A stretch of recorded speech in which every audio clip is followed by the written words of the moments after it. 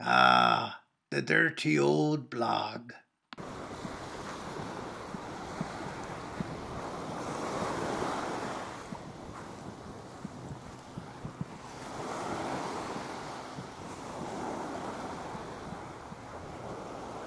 Okay, hello there.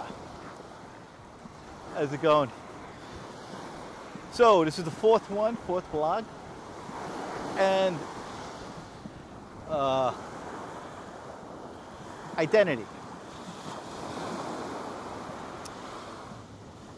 Going back to the third blog. So identity, and let's define the terms. And now, coming from my background, the idea of defining the terms is an important thing to understand, but sometimes we don't.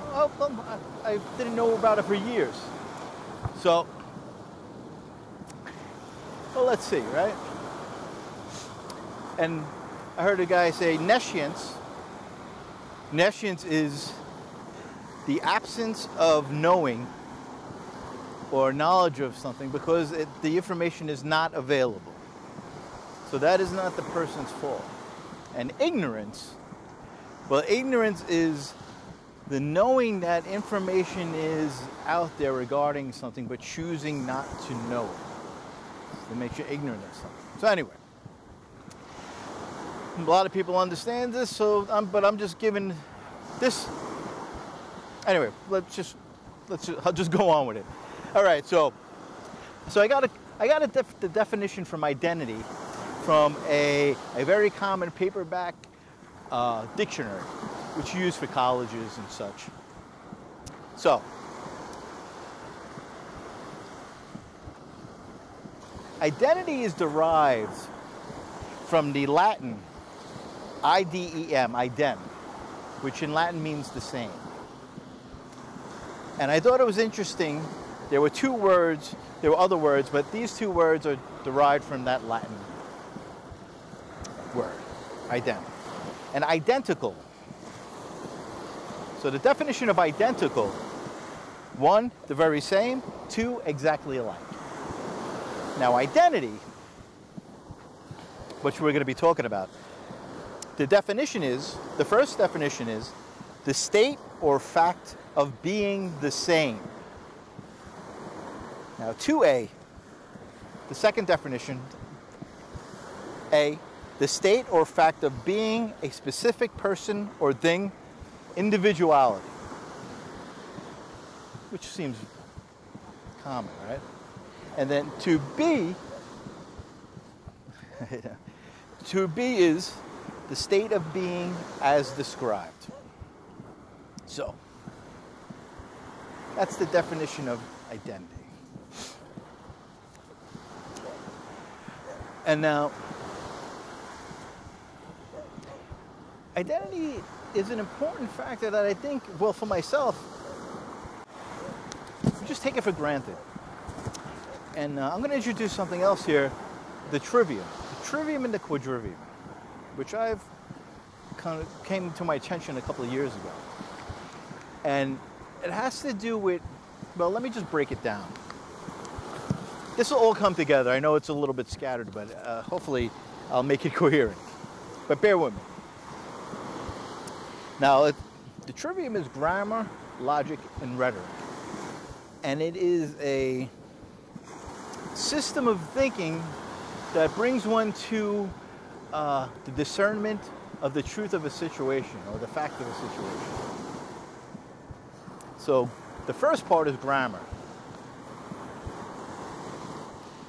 which is who, what, where, and when. So what is the identity? Oh, well, let me say first, pardon me. Okay, grammar is answering the four questions of a subject. And those questions are, what is the identity of the entities? Right? That's the who of the subject. And then the what is the identity of what transpired, the event, such. And then the where. what is the identity of the location, the where. And then the when is, what is the identity of the time, right? Very basic. The who, what, where, and when. But it's finding out the identity of these things. Now, the second part, grammar, logic, rhetoric, is logic, which is understanding of the interrelationships of that which exists. It's answering the why of the subject. And then rhetoric is communication of grammar and logic. It provides the how of the subject. So I think it's just it's interesting how the idea of identifying specifically factors of a situation, the who, the what, the where, the when, helps us discern truth. And then the logic is a process of why a situation. So anyway, but this goes into great depth. And the reason I mention this is because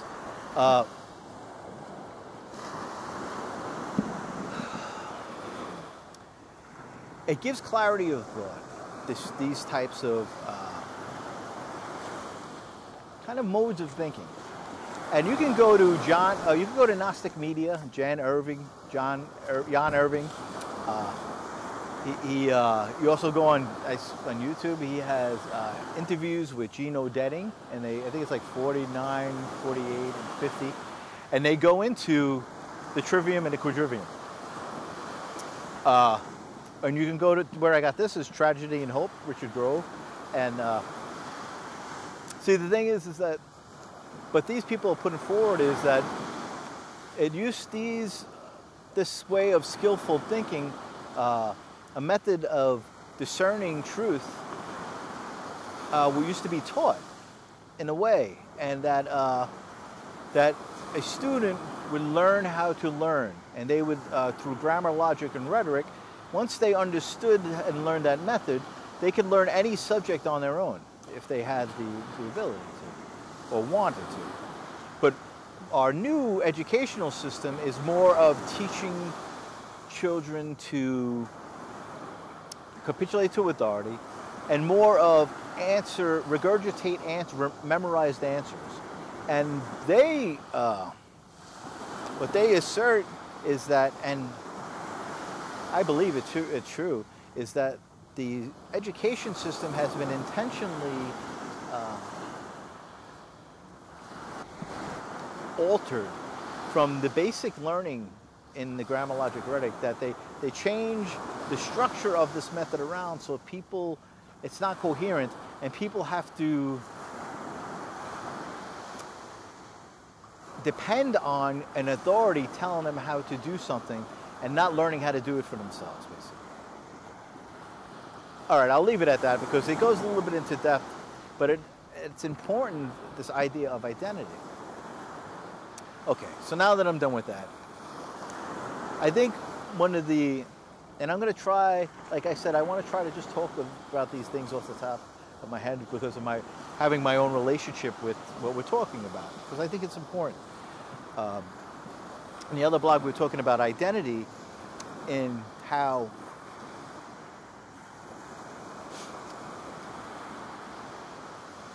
we have come to identify with things. And we've come to identify, say, with parties, for example. Let's leave, for example, the way it's come. And say, now today in our society, say you have two parties. And a person identifies with one party and one person identifies with, say the right and left, right? And a lot of it just has to do with economics, you know? Somebody may be a civil servant and they work and they have a feeling that they're taking too much, taxes are being taken out, and it's the liberals taking out the money and giving it to whoever, right? And you could have the left saying, oh, well, I identify with these because, you know, everybody on the right's fascist, or whatever it may be. There is some truth to all this, but it's limited perspective. And that's, I think, what the point is that, say, we may learn it from a coach, we may learn it from our parents, we may learn it from the people around, but when we identify with a group early on, we take on their concepts and ideas. And when we're indoctrinated into these things very early on, we just take them as facts. Like, you know, it's like oh, it's like gravity. You know, because maybe someone you trusted, like a coach or maybe an uncle or someone said, well, this is how this is. And this is how we do it. This is how we do it. You know what I mean? This is, and some of that may be good. But I think the point being is that where we find ourselves is that when you, say, identify yourself with a party, your identity is tied to that party. So if someone challenges a concept, an idea, or an action of that party, you as an individual take it to be an attack against you because you have identified yourself with this party. And you might say, well, that's okay. But this is where the problem is.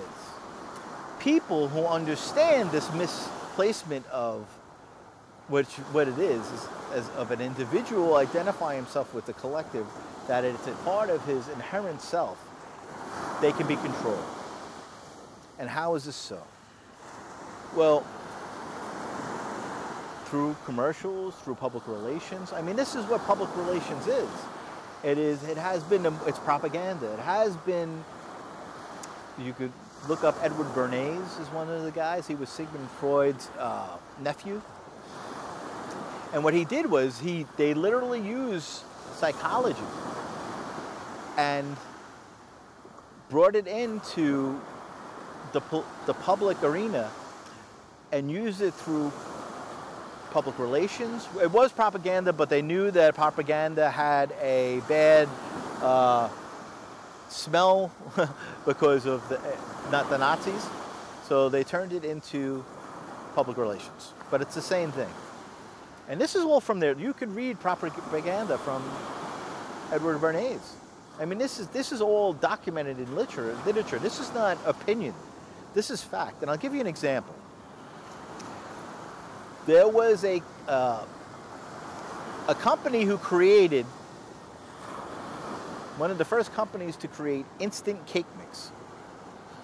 And this was early, I think it may have been in the 50s, but this was around the time where you still had a woman at home who was take care of the home, and you had the father who would go out to work, you know, before you had to have two people working to support a family.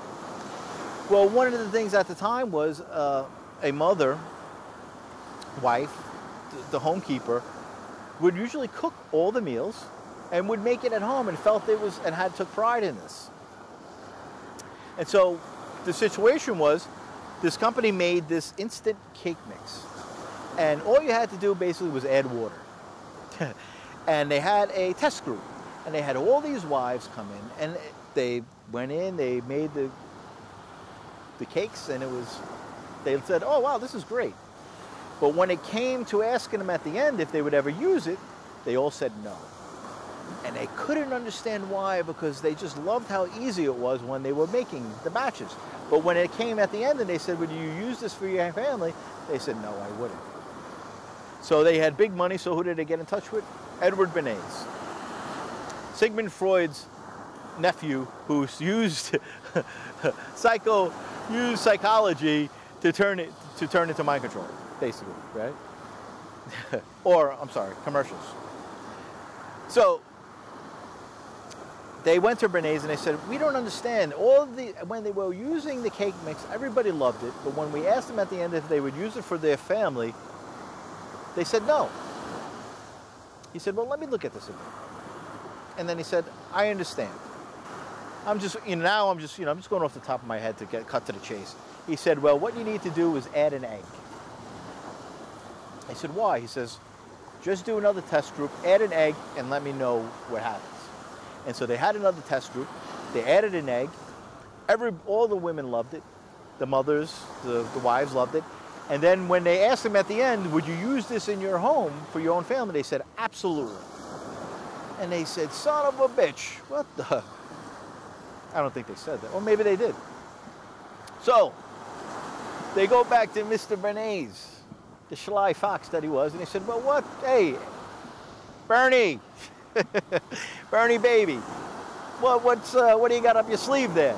He says, well, listen, this is the story. And this is the beginning of connecting people's identity to external things and manipulating. He said, well, listen, these women are housewives. Their husbands are out working hard for their family, and they take pride in taking care of their family.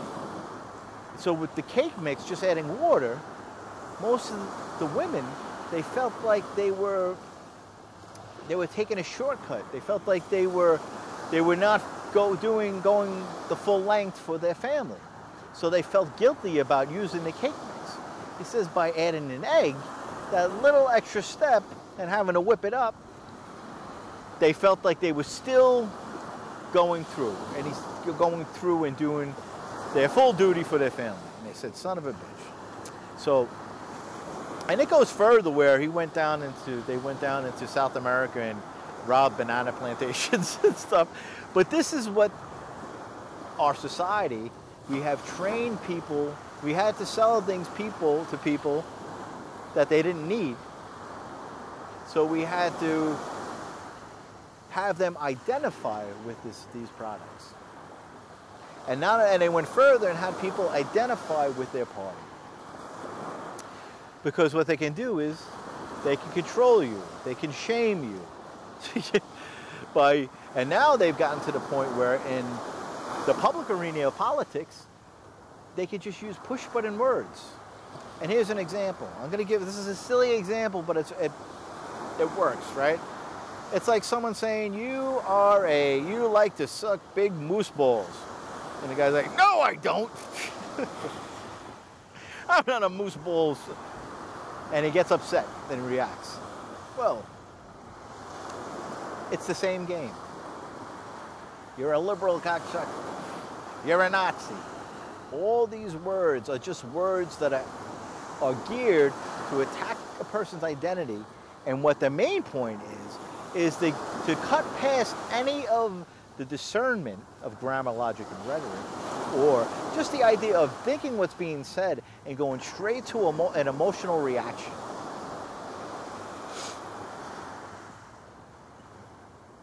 So if I identify with an external thing, right, what I'm doing is I'm handing over my power. You know, because even you could be the strongest guy in the world, you can have great character, but if someone has one word that they could say to you and you lose your shit, they own you. And why I'm saying this is because they're doing it because now you have a guy on, say, Fox News, right? It's Big Brother, Big Uncle Bob or whatever, the guy we love. Or you have the guy on CNBC, Big Uncle Todd, the guy we love, you know what I mean? Who's gonna tell us the party line. We don't have to think about it.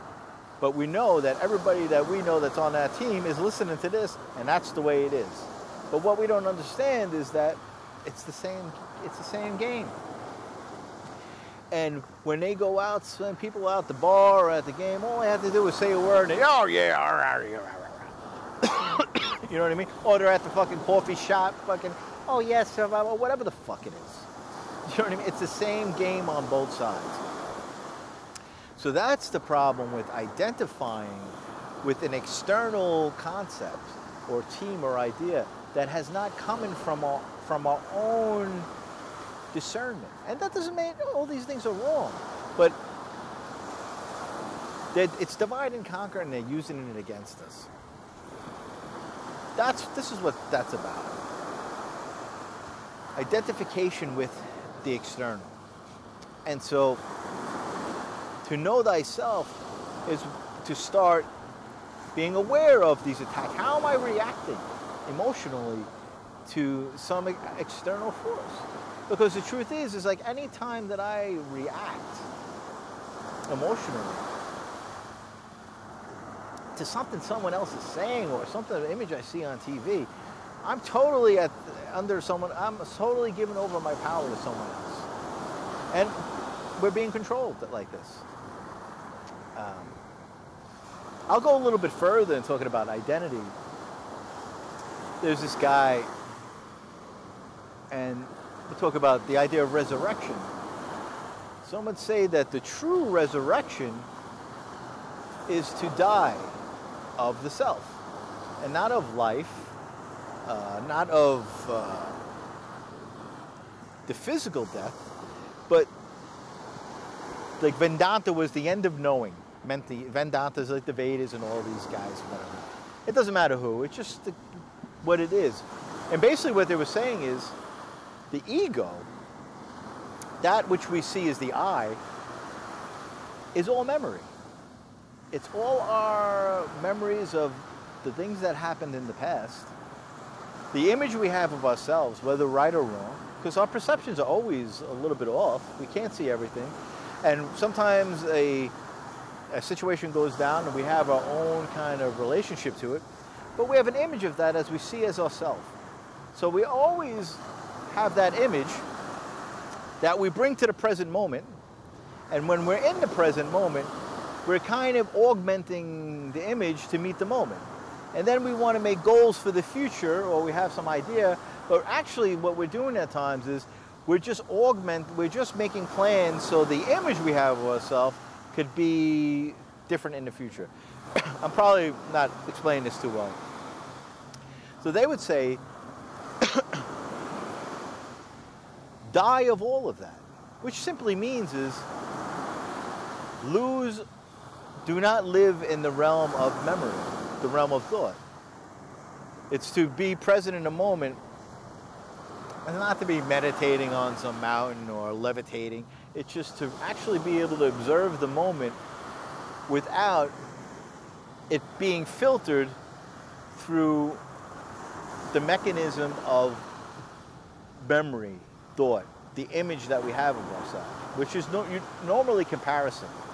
And a lot of that image is the identification with something outside of us. Because they would say the end of self is no thing, is identifying with no thing. That means nothing. I'm sorry, we're identifying with nothing, which means no thing. So what it is don't identify with a thing outside of yourself. Simply observe. To observe without comparison. It means that if I can observe something without comparing it with the Rolodex that I have in my head, which is my ego from the lot part, then I could be present in the moment. And that has a lot to do with identity. So can we live without identity? Can I just live present in the moment, observe what is in the moment, and that someone say that's which is truth. And then they would say a way of getting to be in this state is to start observing without comparison. Start observing life in the moment without comparison or without motive. And then can we start seeing the falseness of the false? Which when we see the falseness of the false, it falls away, and then the truth is revealed underneath it. Or there's probably, like myself, many layers of bullshit there. So can we live without identity? Why do we even need identity? It doesn't mean that you're not an individual, but because I think these two guys said, put it well, they said, and I've been reading the Upanishads, so it's like, you think about the Atman, they would say is the soul, and the Brahman is the outer soul, which is like the subjective world and the objective world. And they said that basically it's the same. And how do you get to the point where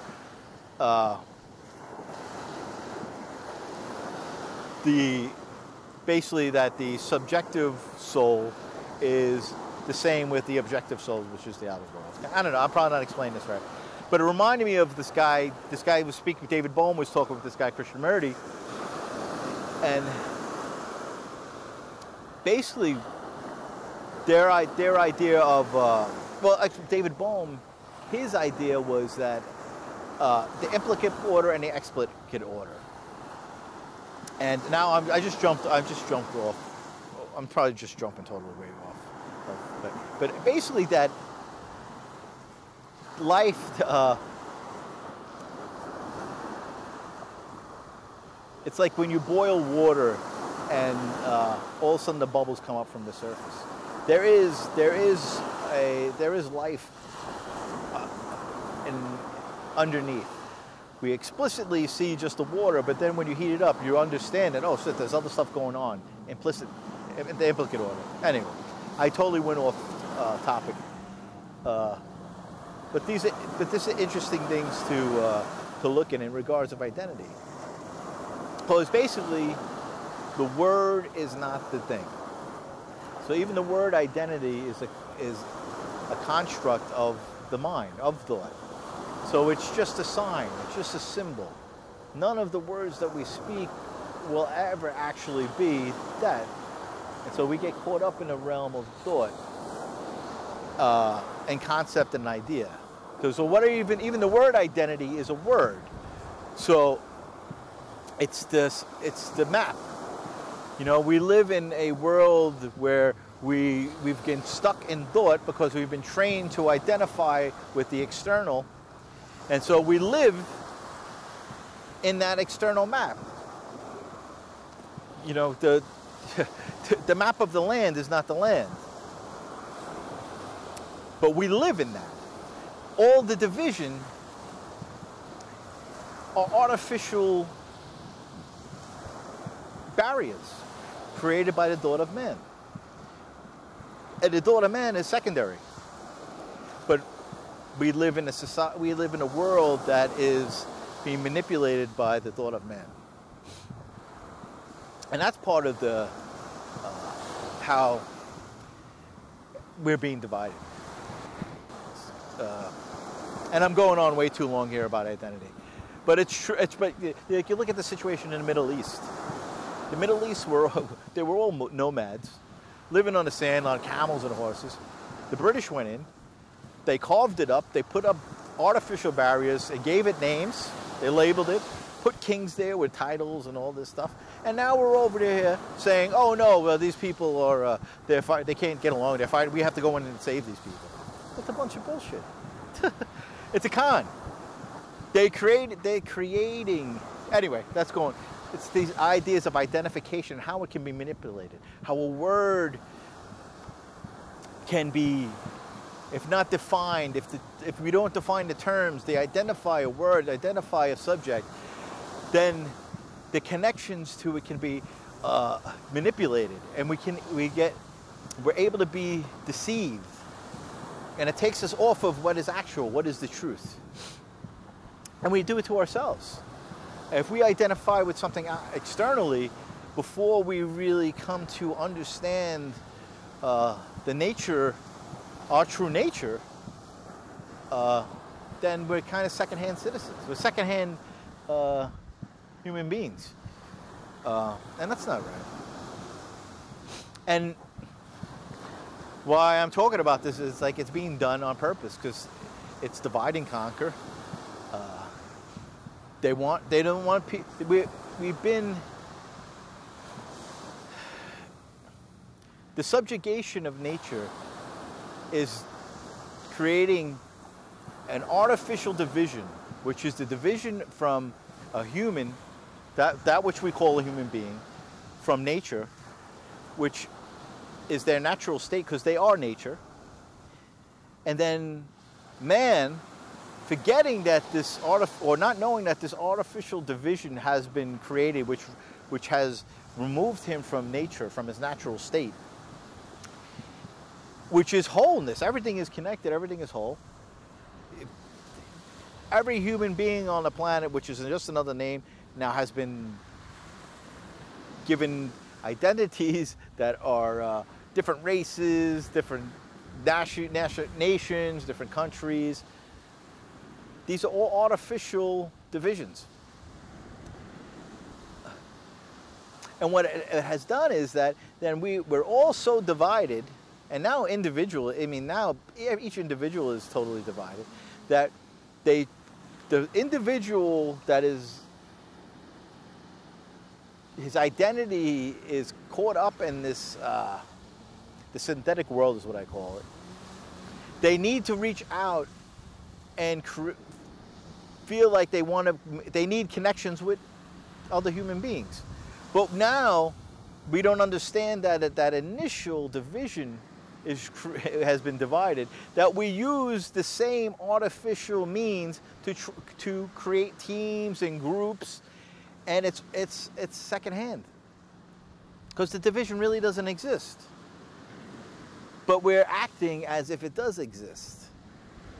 I think I probably just went way too far in talking about something that I think I feel I've come to understand, and that is just the dehumanizing people, the nature of themselves, that they are nature, that every breath they take is coming, keeps them alive. Every breath they take in comes from this comes from this orb we live in. There's a whole connected system that lets us breathe in and breathe out every second, and we do absolutely nothing about it. But we take it for granted.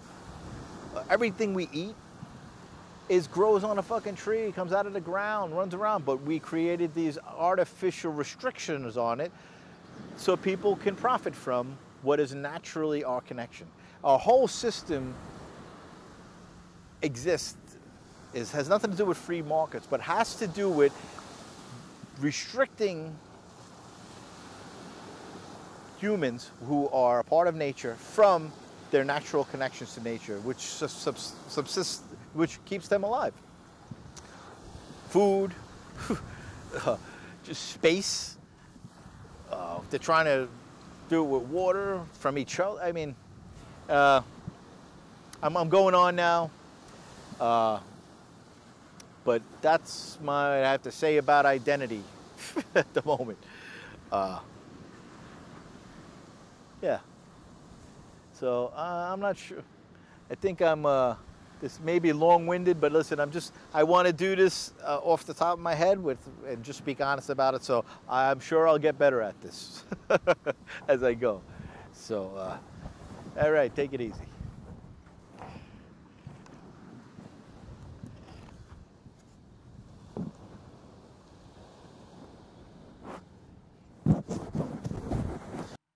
Ah, the dirty old blog.